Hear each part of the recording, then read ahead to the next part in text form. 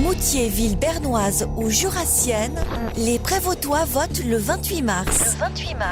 Semaine spéciale vote communaliste sur Canal 3.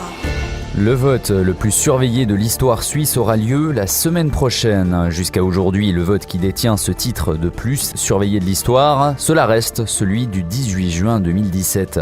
Le premier scrutin communaliste à Moutier.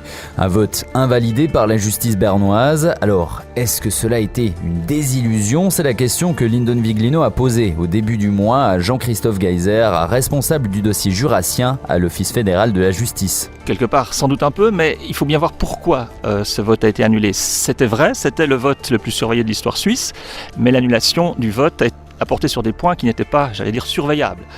C'est-à-dire d'une part la campagne, et c'est d'ailleurs la même chose maintenant en 2021, la Confédération n'a aucun moyen d'influencer la campagne, elle n'a pas à censurer ou à restreindre le débat d'idées.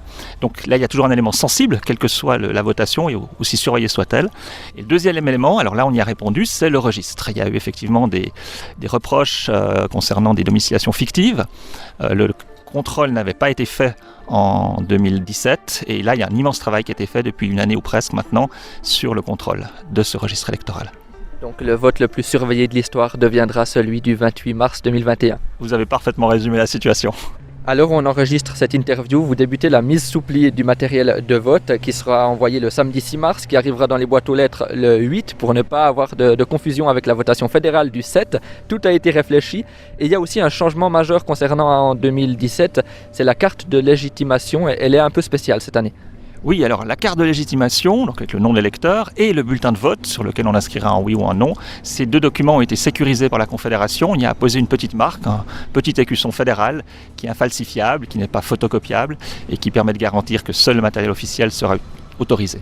Matériel qui arrivera donc le lundi 8 dans les boîtes aux lettres, qui est arrivé à l'heure où les auditeurs écoutent cette interview.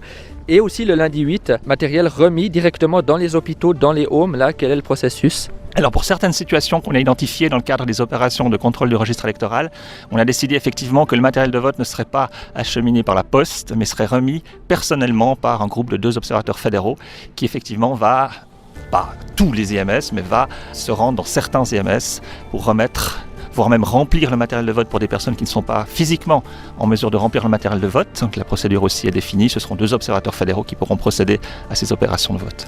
Ça aussi, c'est quelque chose qui n'avait pas eu lieu en 2017.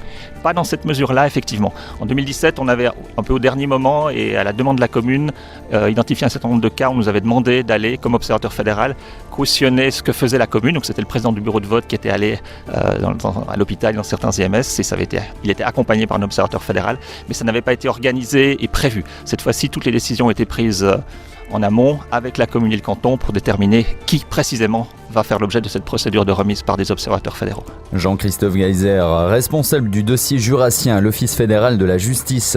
Les Prévôtoises et les Prévôtois peuvent soit envoyer leur bulletin de vote à l'Office fédéral de la justice, soit le déposer dans une urne scellée à l'hôtel de ville.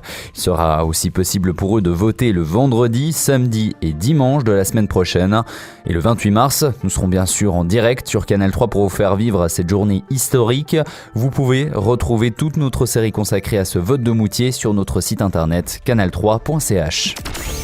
La présentation du vote communaliste de Moutier toute cette semaine sur Canal 3.